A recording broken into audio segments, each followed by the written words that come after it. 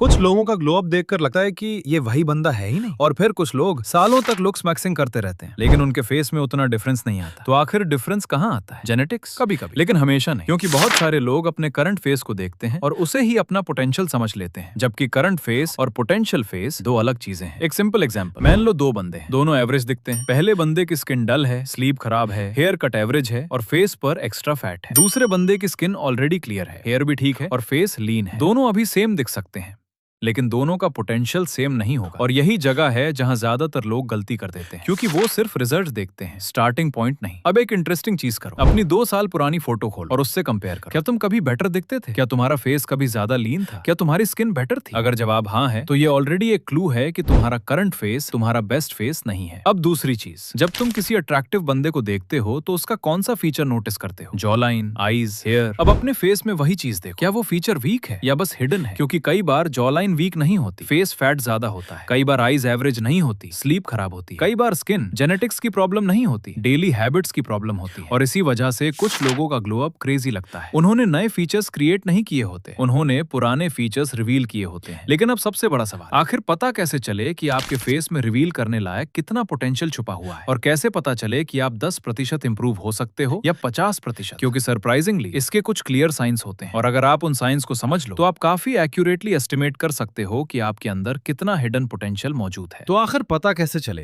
कि आपके फेस में कितना हिडन पोटेंशियल है? सबसे पहला साइन, आपकी करंट स्किन। और नहीं, मैं ये नहीं कह रहा कि आपकी स्किन परफेक्ट होनी चाहिए, मैं ये कह रहा हूँ कि अगर आपकी स्किन में एक्ने मार्क्स, अनइवन टोन या डलनेस है तो चांसेस हैं कि आप अभी अपना फुल पोटेंशियल देख ही नहीं रहे, क्योंकि स्किन उन चीजों में से है जो काफी इंप्रूव हो सकती है। अब दूसरा साइन, फेस फैट। और ऑनेस्टली ये पॉइंट बहुत लोग अंडर एस्टिमेट करते हैं, क्योंकि कई बार लोग जॉ लाइन को ब्लेम करते हैं, जबकि प्रॉब्लम जॉ लाइन नहीं होती, प्रॉब्लम होती है कि जॉ लाइन दिख ही नहीं रही होती। और इसी वजह से कुछ लोग बॉडी फैट कम करने के बाद पूरी तरह अलग लगने लगते हैं। अब तीसरा साइन है एक सिंपल क्वेश्चन, क्या तुम्हारा करंट हेयर स्टाइल तुम्हारे फेस को सूट करता है, या तुम बस वही हेयर कट करवा रहे हो जो हमेशा से करवाते आए हो? क्योंकि हेयर फेस का फ्रेम होता है और गलत फ्रेम अच्छी पिक्चर को भी एवरेज बना सकता है। अब चौथा साइन, आई एरिया। और ये पॉइंट बहुत इंटरेस्टिंग है, क्योंकि अट्रैक्टिव आईज का मतलब सिर्फ आई शेप नहीं होता, स्लीप, स्ट्रेस और ओवरऑल हेल्थ भी आई एरिया को अफेक्ट कर सकती है। इसीलिए कई बार लोगों को लगता है उनकी आईज वीक है, जबकि रियलिटी में वो टायर्ड लग रहे होते हैं। अब पांचवा साइन, फोटोज। और ये शायद सबसे पावरफुल क्लू है। अपनी लास्ट 3 साल की फोटोज देखो, क्या कभी ऐसा फेस था जब तुम नोटिसेबली बेटर लगते थे? अगर हाँ तो वो प्रूफ है कि तुम्हारा फेस उस लेवल तक पहुंच सकता है, और शायद उससे भी आगे। लेकिन अब एक और चीज जो सबसे ज्यादा पोटेंशियल रिवील करती है, फैमिली। क्योंकि जेनेटिक्स हिंट्स देते हैं, अगर तुम्हारे पेरेंट्स या सिबलिंग्स में स्ट्रॉन्ग फीचर्स हैं तो चांसेस हैं कि तुम्हारे जीन्स में भी काफी कुछ अनलॉक होना बाकी है। और यहीं पर ज्यादातर लोग एक बड़ी गलती करते हैं, वो अपने करंट फेस को देखते हैं और फ्यूचर डिसाइड कर लेते हैं, जबकि उन्हें अपने क्लूज देखने चाहिए। Skin, hair, face fat, photos, family features, eye area, ये सब मिलकर तुम्हें एक आइडिया देते हैं कि तुम्हारा हिडन पोटेंशियल कितना हो सकता है। लेकिन अब सबसे इंटरेस्टिंग पार्ट, मान लो तुमने ये सब एनालाइज कर लिया और अब तुम सोच रहे हो ठीक है, लेकिन मेरा इनहैंस्ड वर्जन दिखेगा कैसा? मतलब better skin, better grooming, better hair और ऑप्टिमाइज अपीयरेंस के बाद मैं एक्चुअली कैसा लग सकता हूँ? और यहीं पर एआई का यूज बहुत इंटरेस्टिंग हो जाता है। अब सबसे इंटरेस्टिंग सवाल, मान लो